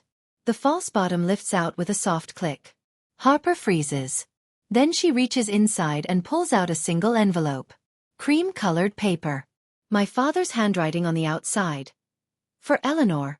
Emergency only. Harper tears it open. I zoom the camera. Can't read the letter from this angle, but I don't need to. I know what it says.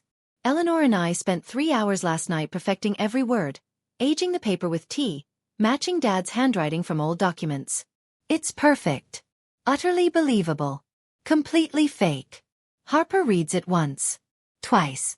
3 times. Then she pulls out her phone and makes a call. Marcus, it's me. Her voice is shaking. Excitement or fear, maybe both. I need you to do something. Remember that coroner report you filed? I need you to add something to it. A clause about. No. Listen. I needed to say that all of Mom's financial documents were reviewed and submitted for probate. Can you do that? Pause.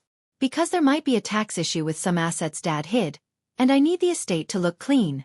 Marcus, please. This is the last favor. I swear. Longer pause. Another 20,000. I'll wire it today. She hangs up. Stares at the letter.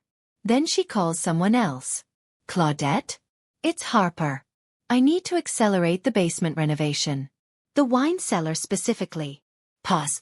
I know we said next month, but something's come up. I need you to get a crew there tomorrow. Heavy demolition. The eastern foundation wall needs to come down. I hear Claudette's voice through the speaker, faint but audible. Harper, that wall is structural. If we remove it without proper support, I'll sign whatever liability waiver you need, Harper interrupts. Just get it done. Tomorrow. I'll pay double your usual rate. This could damage the house's historic designation. I don't care about the historic designation. I care about accessing what's behind that wall. Silence on the other end. Then, I'll send the crew at 8 a.m. Harper hangs up. Clutches the letter to her chest. Closes her eyes. For a moment, she looks almost vulnerable. Almost human. A woman who's made catastrophic choices and finally sees a way out. Then she opens her eyes, and the vulnerability vanishes.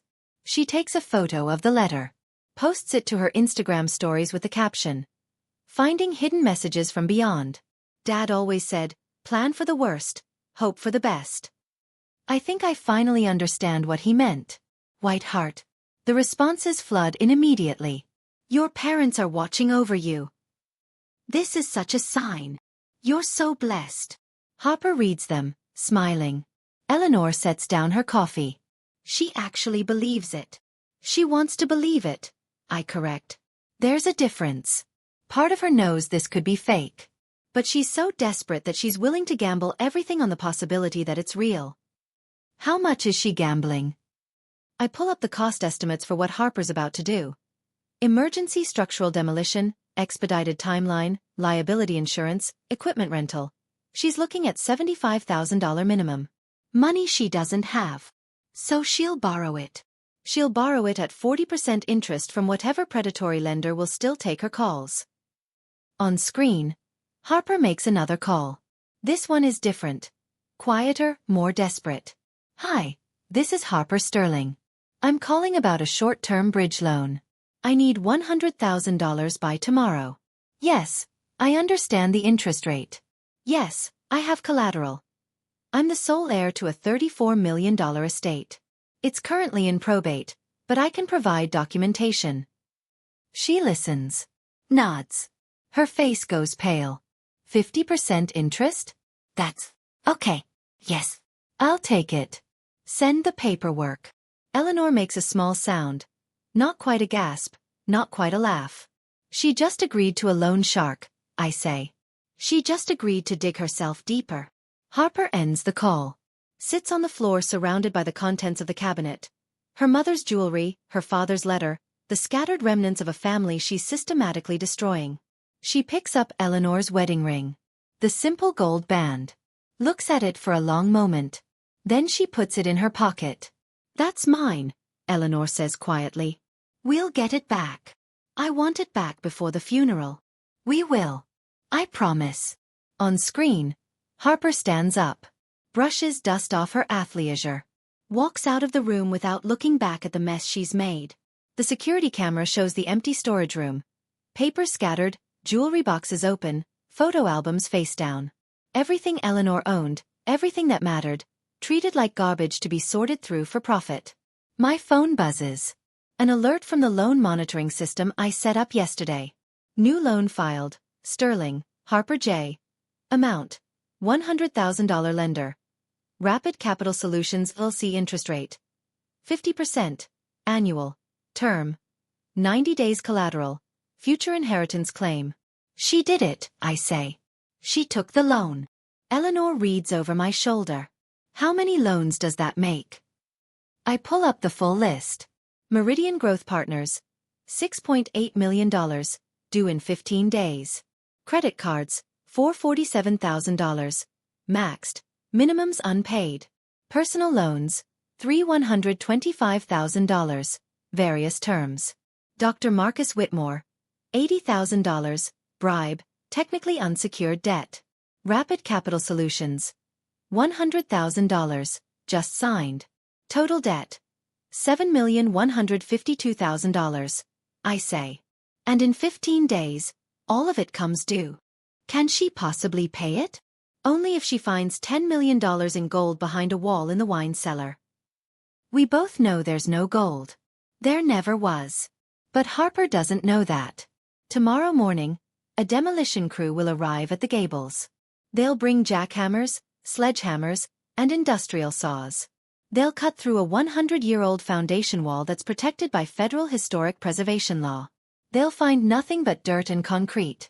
And Harper will have committed a felony that voids her inheritance, destroys her credit, and leaves her with $7.2 million in debt she'll never be able to pay. Should I feel guilty?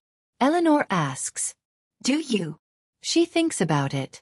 Watches the empty storage room on screen. The scattered pieces of a life Harper couldn't be bothered to value. No, Eleanor says finally. I don't feel guilty at all. There's a specific kind of lie that doesn't need you to believe it completely. It just needs you to want it badly enough that you stop asking questions. Harper wanted the gold to be real so desperately that she ignored every warning sign, every red flag, every logical reason to doubt. And if you've ever watched someone destroy themselves chasing a dream that was designed to destroy them, you know the cruelest part isn't that they were lied to. It's that they lied to themselves first. September 19th. The day before the funeral. Harper posts at 7 a.m., a photo of herself in a black silk Celine dress, sitting on the edge of what used to be Dad's reading chair, now replaced with a minimalist gray velvet thing that looks like it belongs in a hotel lobby. The caption reads, "Choosing what to wear to say goodbye is harder than I thought. Mom always said, dress for the life you want, not the life you have. Tomorrow I honor her by choosing grace." Black heart sparkles. 40,000 likes in 30 minutes. I'm watching from my office. Eleanor is beside me, dressed in jeans and a sweater that she's worn for 3 days straight because she refuses to go back to the Gables to get her clothes. She looks tired. Small. Nothing like the woman who built a $34 million empire alongside my father. That dress cost $8,000, Eleanor says flatly. I know because I bought it for her last Christmas. She said she needed it for a major networking event. She wore it once and posted photos. Never wore it again. Until today. Until today, when she needs to perform grief. On screen, Harper is doing exactly that. Her Instagram stories show the preparation. Makeup being applied by a professional artist, another $2,000. Hair styled in effortless waves that took 3 hours, another $800. Jewelry selected from the pieces she hasn't sold yet, everything borrowed or stolen, nothing earned. The next story shows the Gables. The library is finished. Painted the exact shade of gray I knew she'd choose. Pale grief, the designer probably called it. Emotional minimalism. The mahogany is gone. The books are gone. In their place, white floating shelves with 3 perfectly arranged succulents and a coffee table book about finding peace through letting go. It looks like a dentist's waiting room. They finished the renovation, Eleanor whispers. Not all of it. I pull up yesterday's security footage. The wine cellar demolition hit a problem. I show Eleanor the footage from 8 a.m. yesterday. The demolition crew arrives on schedule. 5 men with jackhammers and industrial equipment. They set up in the wine cellar, a beautiful stone space that Dad built in 1995, temperature-controlled, lined with racks that once held a $300,000 collection. The racks are empty now. Harper sold the wine 3 months ago. The crew identifies the eastern wall. The load-bearing foundation support. They set up their equipment, and at 8:47 a.m., they start cutting. The sound is apocalyptic even through the security feed. Grinding metal, crumbling stone, the physical destruction of something built to last centuries. It takes them 4 hours to break through. At 12:52 p.m., they finally breach the wall. Dust everywhere. Stone fragments scattered across the floor. The crew leader shines a flashlight into the gap. Nothing. No gold. No hidden compartment. Just dirt, original 1924 foundation concrete, and the skeletal framework of structural support beams. The crew leader pulls out his phone. Calls someone. 3 minutes later, Harper appears on camera. She's wearing yoga clothes. Holding a green juice. Looking at the destroyed wall like it's personally betrayed her. There's nothing here, the crew leader says. Harper doesn't respond. She walks up to the breach. Looks inside. Runs her hands along the exposed concrete like maybe she'll find something they missed. Miss Sterling, there's nothing here, the crew leader repeats. No safe, no compartment, no hidden space. Just foundation and dirt. Dig deeper, Harper says. Ma'am, if we dig any deeper, we'll compromise the entire structural integrity of the house. This wall is load-bearing. We've already removed too much. We need to reinforce this immediately or the east wing could. I said dig deeper. The crew leader looks at his men. They look back. No one moves. Miss Sterling, I can't in good conscience. I'm paying you $75,000 to do what I say. Harper's voice is steel. So dig. Deeper. The crew leader sets his jaw. Nods. Picks up his jackhammer. They dig for another 3 hours. They find nothing but more dirt. By 4 p.m., the wine cellar looks like a disaster zone. The eastern wall is gone. Completely demolished. The foundation is exposed. Structural support beams are visible, some of them cracked.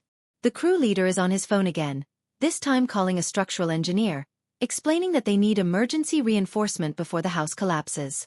Harper stands in the middle of the destruction. Silent. Staring at the hole where $10 million was supposed to be. Then she walks out. The footage ends. Eleanor watches it twice. When she's done, she says, "She destroyed the house for nothing. She destroyed the house for a lie we told her." Does that make you feel guilty? I think about it. About 12 years of managing the family business while Harper posted selfies. About Eleanor fleeing her own home in the middle of the night. About the mahogany library painted gray. About Dad's books donated to Goodwill. About the Persian rug replaced with something from West Elm. No, I say. It doesn't. My phone buzzes. An email from the New York State Historic Preservation Office. Complaint hashtag 2025-09-8847. Unauthorized structural modification. Dear property owner, we have received a complaint regarding unpermitted demolition at 47 Ocean Drive, Southampton, New York. Our preliminary investigation confirms that load-bearing structural modifications were made to a protected historic property without required approval. Effective immediately, all construction activity must cease. A cease and desist order has been issued. Violations of this magnitude carry fines up to $250,000 and potential criminal charges. An inspector will visit the property within 48 hours. Sincerely, NYS Historic Preservation Office. They got the complaint, I say, showing Eleanor. Who filed it? Officially? A concerned citizen who noticed construction activity inconsistent with historic preservation standards. I smile. Unofficially, me. At 5 p.m. yesterday, from a burner email account, with photos of the demolished wall attached. And now? Now the house is legally unsellable. Harper can't list it, can't close any sale, can't access the equity until the Preservation Office investigation is complete. Which takes, on average, 18 months, Eleanor finishes. 18 months. But Harper's payment to Meridian is due in 11 days. Eleanor leans back. Processes. So she can't sell the Gables. Can't pay Meridian. Can't access the trust funds because I'm still alive. She can't do anything except spiral.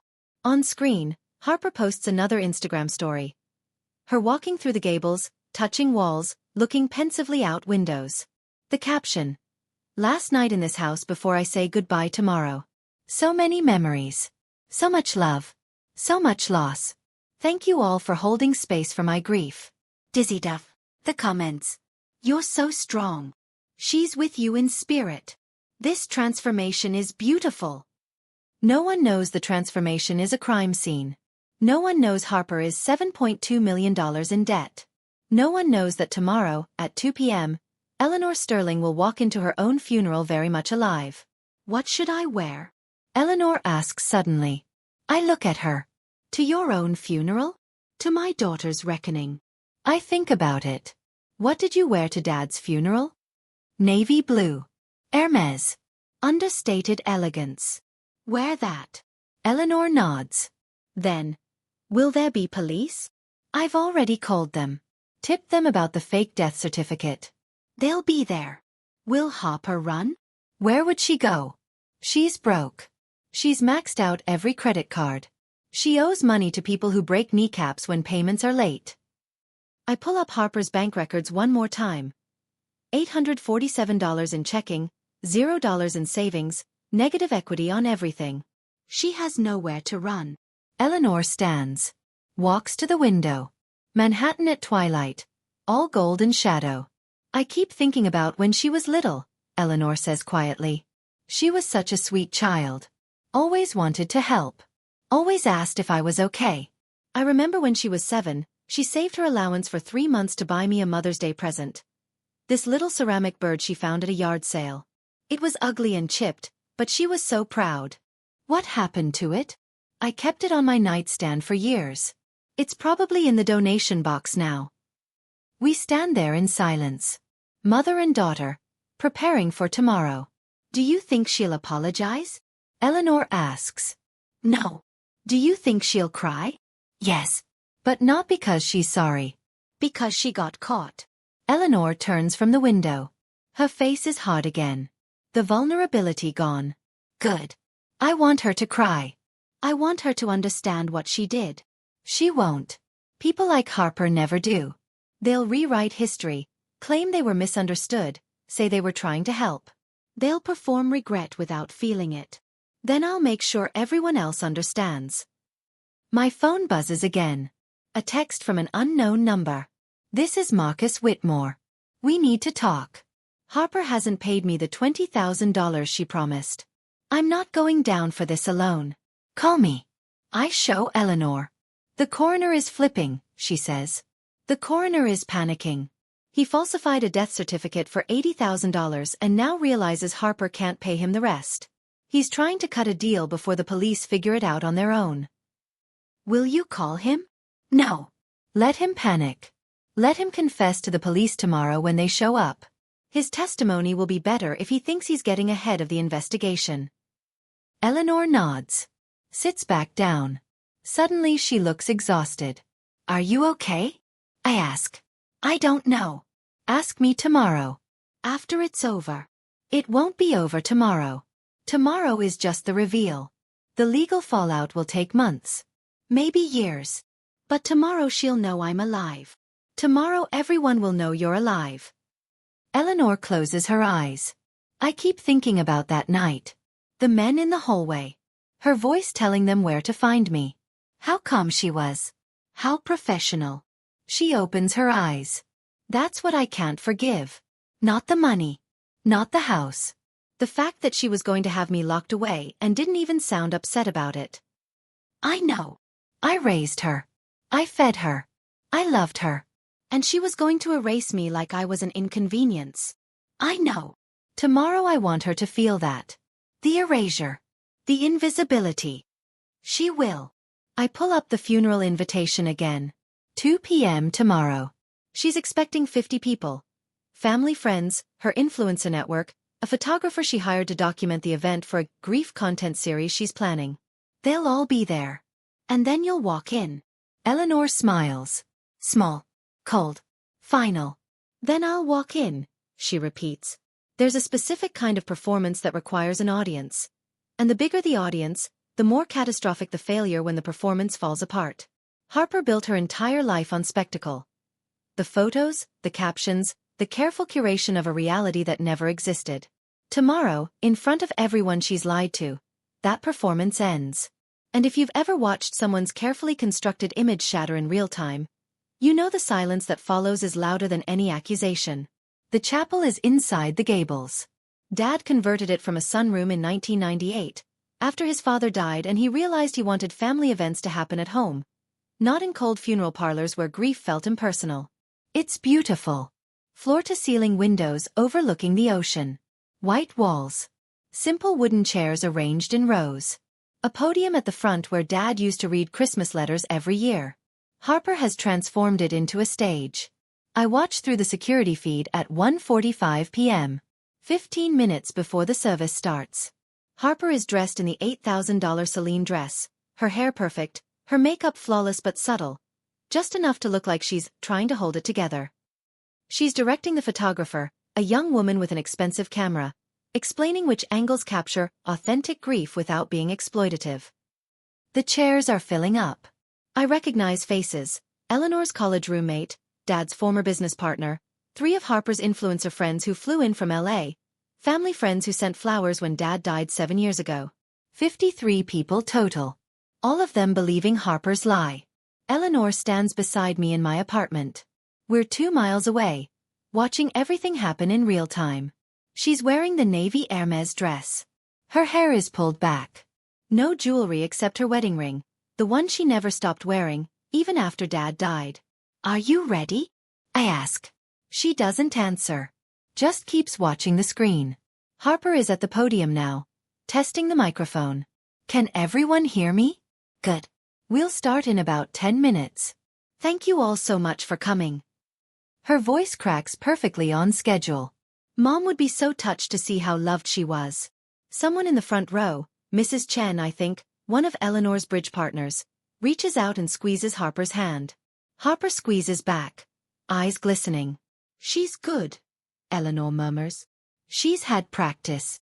At 1:58 p.m., Harper signals the photographer. The service begins. "Welcome everyone," Harper says, voice soft and trembling. "I know Mom would be overwhelmed by this turnout. She was always so private, so humble.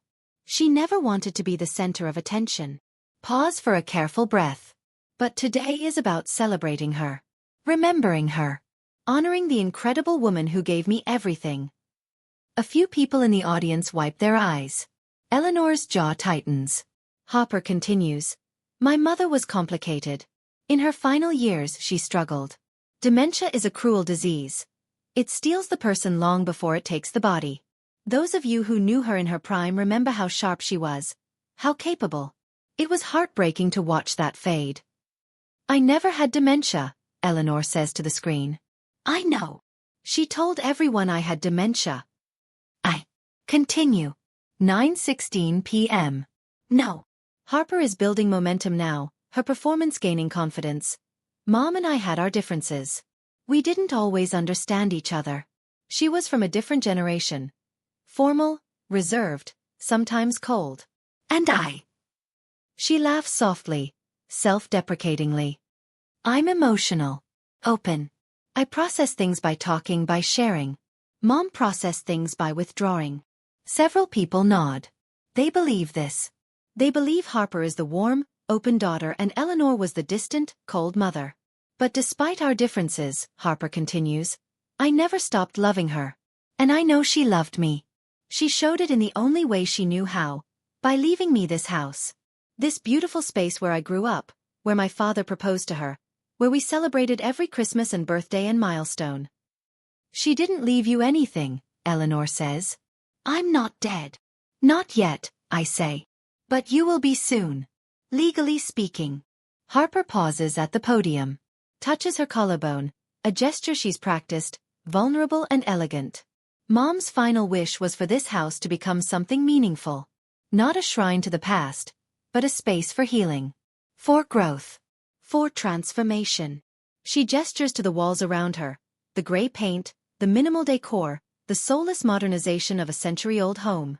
"I'm honoring that wish," Harper says. "I'm transforming the gables into a wellness sanctuary. A place where women who've lost their mothers, or anyone struggling with grief, can come to heal. To find peace. To remember that loss can become something beautiful." The audience is rapt. Some are crying openly. "This is the eulogy," I say. "She's about to ask you to speak." Sure enough, Harper looks directly at the camera. Not the security camera, the photographer's camera, and says, "I know my sister Sloane wanted to be here today. We've had our own complicated relationship. Distance. Silence. Things left unsaid." She pauses. "Sloane chose not to come. I understand. Grief is personal. Everyone processes it differently." "That fucking," Eleanor starts. "Wait," Harper continues. "But I want to acknowledge her anyway. Sloane, if you're watching this later, I want you to know, Mom loved you. Even when she didn't show it. Even when she seemed critical or distant. She was proud of you. She talked about you all the time. How smart you were, how capable, how much like Dad. It's masterful." Harper is absolving herself of excluding me while simultaneously painting me as the absent, unfeeling daughter. "Are we leaving now?" Eleanor asks. 2 more minutes. Harper is wrapping up. "I'm going to close with something Mom used to say to me when I was little. Whenever I was scared or sad or overwhelmed, she'd tell me, 'Harper, you're stronger than you know. Braver than you believe. And loved more than you understand.'" Her voice breaks. Real tears now, or close enough. "I'm trying to be strong today, Mom. I'm trying to be brave. And I'm trying to understand how much you loved me, even when I couldn't see it." The audience is destroyed. Tissues out. Quiet crying. Harper steps down from the podium. Walks to the front row. Sits down. Lets Mrs. Chen hug her. "Now," I say. Eleanor grabs her purse. We walk out of my apartment. The drive to Southampton takes 43 minutes. We don't talk. Eleanor stares out the window at the highway, at the expensive houses getting progressively larger as we approach the Hamptons. At 2:52 p.m., we pull up to the Gables. The house looks wrong. The gray paint visible even from the driveway. The garden overgrown because Harper fired the landscaper 3 weeks ago to save money. The fountain in front, Dad's pride and joy, imported from Italy in 1992, is off, the water stagnant. Eleanor stares at it. She let the fountain die. We'll fix it. She killed the fountain my husband loved. We'll fix everything. But first we end this. We walk to the front door. It's unlocked. Harper left it open for guests. We can hear voices from the chapel. Conversation resuming after the eulogy. Light refreshments being served. The normal rhythm of a funeral reception. Eleanor reaches for the chapel doors. Her hand is shaking. Are you sure? I ask. She nods. Once we do this, there's no going back. The police are already outside. Marcus Whitmore already confessed. Harper's accounts are frozen. This ends today. Good. Eleanor pushes open the doors. The chapel goes silent. 53 people turn to stare. Some recognize Eleanor immediately. Her college roommate gasps, drops her wine glass. Others look confused, unsure if this is some kind of performance art. Harper is at the front, talking to the photographer. She doesn't notice at first. Eleanor walks down the center aisle. Navy dress. Hermes heels. Wedding ring catching the light. Mrs. Chen whispers, Eleanor. Harper turns. The color drains from her face so fast I think she might faint. Hello, Harper, Eleanor says. Her voice is calm. Cold. The voice of a woman who spent 3 weeks planning this exact moment. Harper can't speak. Her mouth opens. Closes. Opens again. No sound. I heard you were hosting a funeral, Eleanor continues, walking closer. I thought I should attend. It seemed rude to miss my own memorial service. Someone in the back starts laughing. Shocked, nervous laughter that cuts off immediately. Harper finds her voice. Mom? But you're... I don't. How are you? Alive. Eleanor reaches the podium. Stands 3 feet from Harper. Yes. Very much alive. Surprising, given that you filed a death certificate 3 weeks ago. The chapel erupts. Whispers. Gasps. Phones coming out. I can explain, Harper says. Her performance is shattering in real time. I thought, the doctor said, there was confusion. The doctors. Eleanor's voice cuts like steel. You mean Dr. Marcus Whitmore? The coroner you paid $80,000 to falsify my death certificate. Harper's eyes go wide. I don't know what you're talking about. Don't you? Eleanor pulls out her phone. Pulls up the text messages between Harper and Marcus. Reads aloud. I need you to add something to the report. A clause about Mom's financial documents. That's you, Harper. To Marcus. August 6th. The room is dead silent. You tried to have me committed to a Swiss facility, Eleanor continues. You hired men to drag me out of my own home in the middle of the night. You told our friends I had dementia. You painted this house gray and donated your father's books to Goodwill. You destroyed a protected foundation wall looking for gold that never existed. Harper is crying now. Real tears. I was trying to help. I was trying to honor your wishes. My wishes. Eleanor's voice is thunder. My wish was to live in peace in the house my husband built. My wish was to keep the library where he proposed to me. My wish was to not be erased by my own daughter for money to pay off a failed app and a $6.8 million debt. Harper steps back. Stumbles. Someone catches her. You're sick, Harper whispers. You're confused. This is exactly what the doctors warned me about. Paranoid delusions. The chapel doors open again. 2 police officers walk in. Behind them, Detective Sarah Morrison, White Collar Crime Division. Harper Sterling? Detective Morrison says. Harper looks at them. At Eleanor. At the 53 witnesses watching her world collapse. Yes. You're under arrest for insurance fraud, falsification of public records, and conspiracy to commit elder abuse. You have the right to remain silent. The detective continues reading Miranda rights while Harper stands there, still in her $8,000 grief dress, still perfect except for the mascara running down her face. Eleanor watches without expression. I walk in from the back. Stand beside my mother. Harper sees me. Sloane. Tell them. Tell them Mom is sick. Tell them this is a misunderstanding. I don't say anything. Please, Harper begs. I'm your sister. I'm your family. No, I say quietly. You're the person who tried to erase our mother and steal everything our father built. That's not family. That's just theft. The police lead Harper out. She's crying, begging, performing until the very end. The chapel remains silent until the front door closes. Then Mrs. Chen starts laughing. Real laughter. Eleanor Sterling. You magnificent woman. You let her throw you a funeral. Eleanor smiles. Small. Genuine. I thought it would be rude to miss it. The room erupts into chaos. Questions, hugs, exclamations. Everyone wanting to know what happened, how Eleanor survived, what Harper did. Eleanor holds up a hand. The room quiets. I'll explain everything, she says. But first, I need to fix this house. Starting with that terrible gray paint. There are moments when justice isn't about punishment. It's about truth. Harper spent years building a lie so complete that even she started to believe it. But lies require maintenance, and the moment you stop feeding them, they collapse. What Harper never understood is that you can't inherit what you've destroyed. And if you've ever watched someone lose everything they stole while everyone they lied to watches, you know the silence isn't about judgment. It's about witnessing the exact moment when performance becomes consequence. 6 weeks later, the Gables smells like paint. Not the flat, sad gray that Harper chose. Sage green. Warm, alive. The color Eleanor picked after 3 days of holding swatches up to the library walls and remembering what the room used to feel like. I'm standing in that library now, watching a crew of restoration specialists carefully install new mahogany shelving. Not the original, that's gone, sold to a salvage yard in New Jersey that Eleanor tracked down and bought back for 3 times what Harper got for it. But close.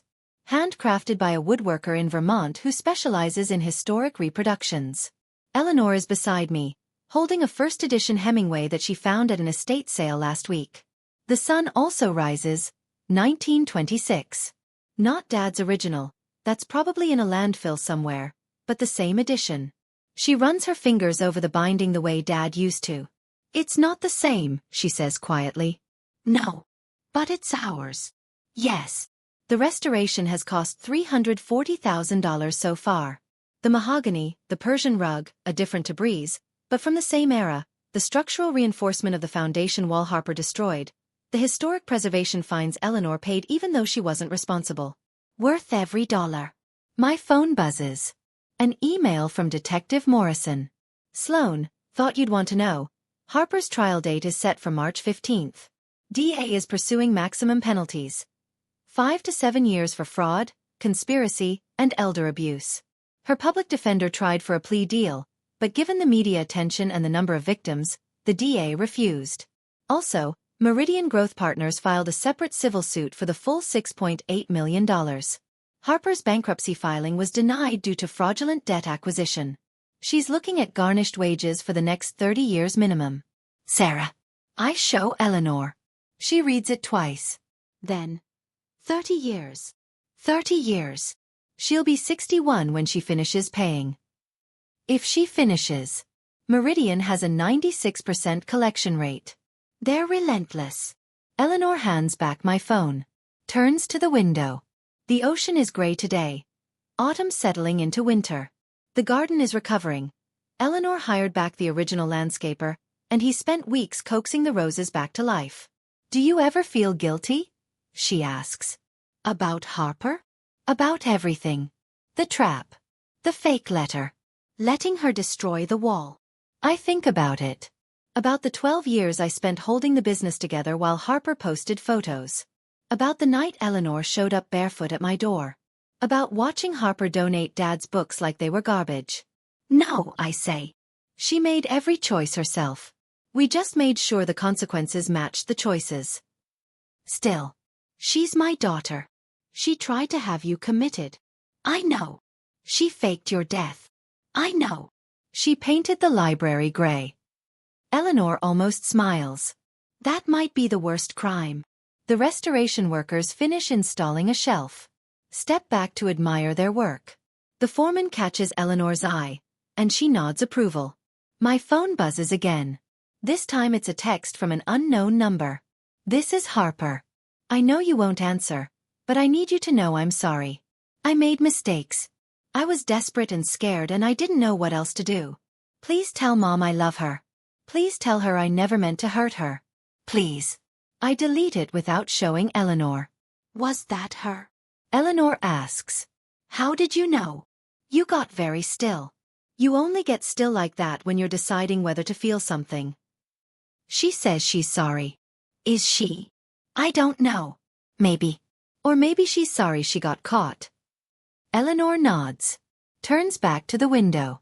When you were little, maybe 4 or 5, Harper pushed you off the swing set. You broke your wrist. Harper cried for hours, saying she was sorry, she didn't mean it. Your father wanted to punish her, but I said no, she felt bad enough already. She was 7. She didn't understand consequences yet. What's your point? My point is I've been making excuses for Harper since she was 7 years old. She didn't mean it. She didn't understand. She's young. She's creative.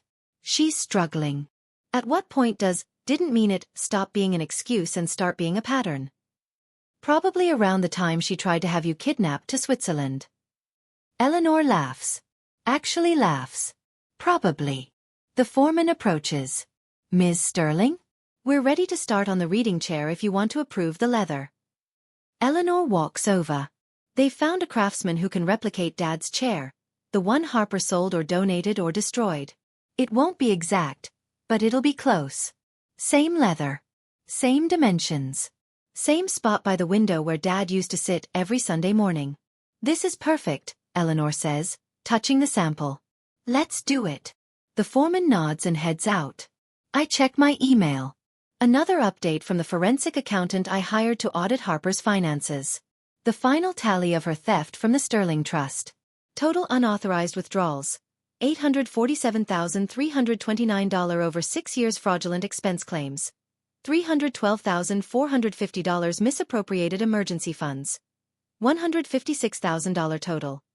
$1,315,779. She stole $1.3 million, I say. Eleanor doesn't look surprised. Over how long? 6 years. Since 2019. That's when her first company failed. The juice thing. The juice thing, the meditation app, the wellness retreats. She's been failing for 6 years and using our money to pretend she wasn't. Eleanor sits in one of the chairs the workers brought in. Temporary seating while the restoration continues.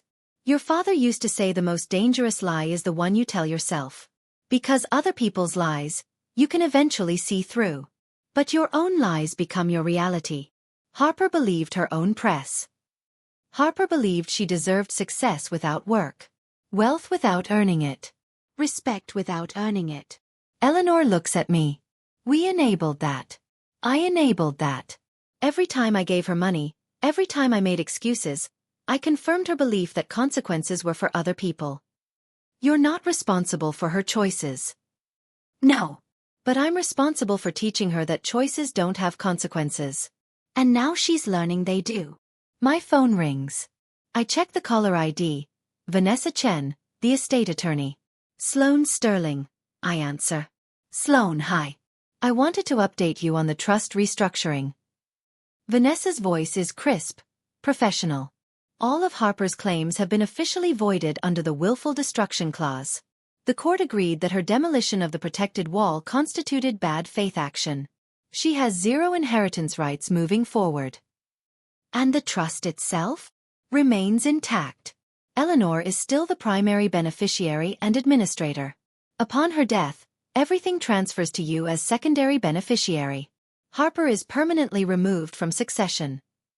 Thank you, Vanessa. One more thing. Harper's legal team attempted to file a claim that Eleanor is mentally unfit to manage the trust.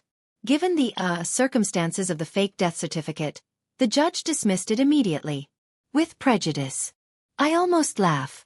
Harper tried to have Mom declared mentally unfit after faking her death? Desperate people do desperate things. Vanessa pauses. For what it's worth, I've been doing estate law for 23 years. This is the most spectacular self-destruction I've ever witnessed. Harper's an overachiever. Clearly. I'll send the final paperwork this week. Eleanor needs to sign in 3 places, and we're done. I hang up. Tell Eleanor about the call. She nods slowly. So it's really over. The legal part. The restoration will take another few months. And Harper. Harper will spend the next 7 years in prison, then 30 years paying off debt. She'll be 61, broke, and unemployable. Eleanor stands. Walks to the library window.